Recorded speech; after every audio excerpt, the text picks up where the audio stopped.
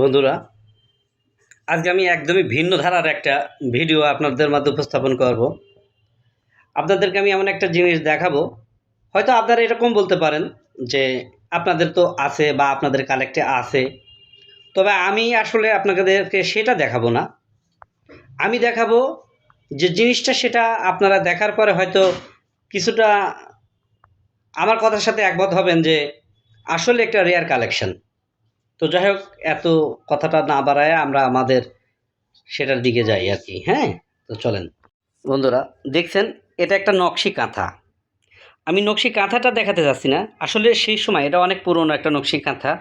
নকশি কাঁথার যে বুননটা আছে, মা বোনেরা যেভাবে বাড়িতে মনের মানে ভালোবাসা আর আনন্দ মিলিয়ে মনের মানে না বলা কথাগুলোর সূচের মাধ্যমে যেভাবে প্রকাশ করে, অনেক পুরনো। এখন এখন হয়তো মেশিনে সুচ আপনার দিয়ে নকশি কাঁথা তৈরি করা হয়, কিন্তু আমি যেটা দেখাতে চাচ্ছি, এই দেখেন নকশি কাঁথার ওই সময়কার বুনন, যেটা বর্তমানে কারো করার সম্ভাবনা নাই, বা আসলে এই ধরনের কাঁথার বুনন এখন আর তৈরি হয় না। দেখেন, আমি আপনাদেরকে খুব কাছ থেকে দেখাই, আপনারা দেখতে পাবেন।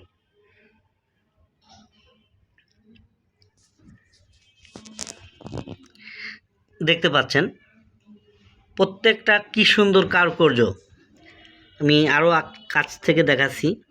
দেখেন, প্রত্যেকটা ডিজাইন এত সুন্দর নিখুঁতভাবে তৈরি করা, আপনারা দেখলে অবাক হবেন।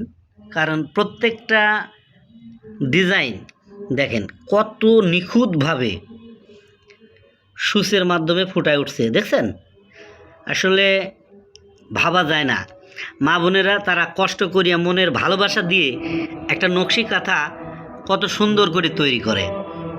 দেখেন, পাশে আরেকটি নকশি কাঁথা আছে, সেটা আমি আপনাদের দেখাই। এটার ডিজাইনটা দেখেন। দেখেন, আপনারা দেখলে হয়তো মনে করবেন যে কাঁথার উপরে ছাপ দেওয়া, আসলে কিন্তু কাঁথার উপরে ছাপ দেওয়া না, এটা অবশ্যই সুতা দিয়ে ডিজাইন করে করা। দেখেন, আমি আপনাদেরকে দেখাই। দেখুন দেখুন, প্রত্যেকটা ডিজাইন সূচের মাধ্যমে তারা ডিজাইন করে উঠাইছে। দেখেন, সুন্দর। তো যাই হোক, বেশি কথা বলবো না। আমি মনে করি যেটা আমি আপনাদেরকে দেখাচ্ছি, আসলে সেটা সত্যি একটা রেয়ার কালেকশন। দুইটা আমি আপনাদেরকে দেখালাম, এই একটা দেখালাম আর এই একটা দেখালাম। দেখেন, আপনাদের দুইটাই আসলে আপনার পূর্বে বা কারোর বাসায় সংরক্ষিত আছে কি না সেটা আমার জানা নাই, তবে থাকলে আপনারা সেটা আমাদের সাথে শেয়ার করে কমেন্টসের মাধ্যমে দিতে পারেন।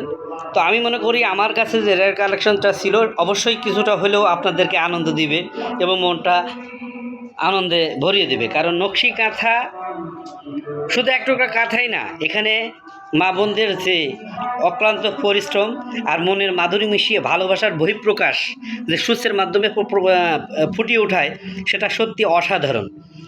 যার বাসায় আছে বা যে মা বোনেরা এটা সেলাই করে, সেই মা বোনদের প্রতি আমার স্যালুট, তাদের প্রতি আমার শ্রদ্ধা, তাদের প্রতি আমার ভালোবাসা রইল, যারা এখনও কষ্ট করে এখনও নকশি কাঁথা গ্রামে গঞ্জে তৈরি হচ্ছে। তো আমি যেটা দেখাইছি এটা রেয়ার কালেকশন। এখন আসলে এই ধরনের কোনো ডিজাইন এখন আর হয় না। এখন আমি আপনাদেরকে দেখাবো নতুন, বর্তমানে যে ট্রেডিশনের যে নতুন যে নকশি কাঁথাগুলো তৈরি হয়, সেই নকশি কাঁথাগুলো দেখাবো। দেখো, এখানে দাও, দেখতে পাচ্ছেন, এটা হচ্ছে নতুন।